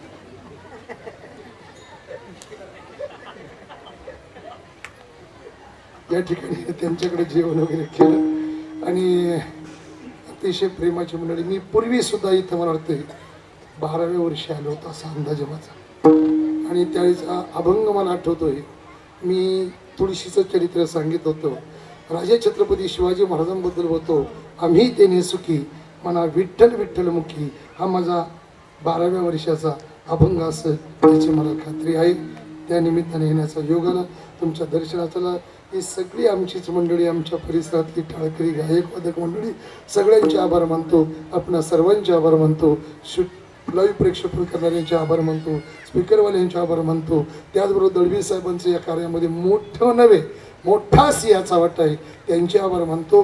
या परिसरावर आपणा सर्वांवरती भगवंत कुठल्या प्रकारचं आयुष्य संकट येऊ देऊ नये अशी पांडुरंग परमात्म्याच्या वचनावरती प्रार्थना करतो. आणि माझ्या वाणीला विराम देत असताना जय विठ्ठल होईल तुकोबऱ्यांचं भजन होईल आणि तदनंतर त्या ठिकाणी असलेल्या आभाराचा 5 मिनिटात कार्यक्रम होईल. तोपर्यंत जेवणाच्या पंक्तीकडे कोणी पळायचं तुम्ही इथल्या सूचना संपायच्या अगोदर देवाच्या तिकडं पंक्तीकडं पळाले तर वरून कोण पाहतोय? देव. तो म्हणून थांब जरा, तू 2026च्या फेब्रुवारीच्या 17 तारखेला गावस्कर मैदानावर पहिल्या पंक्तीला जेवाय घालताना वर आल्यावर तुला जेवायलाच नाही. मग आपली अशी अवस्था व्हायला नको. मग ते अन्न वाया घालू नका, पाणी वाया घालू नका. इथं आपल्याला जेवढी सेवा करता येईल तेवढी करा. आपण बॅरिस्टरची औलाद. सर्वांचे आभार मानतो.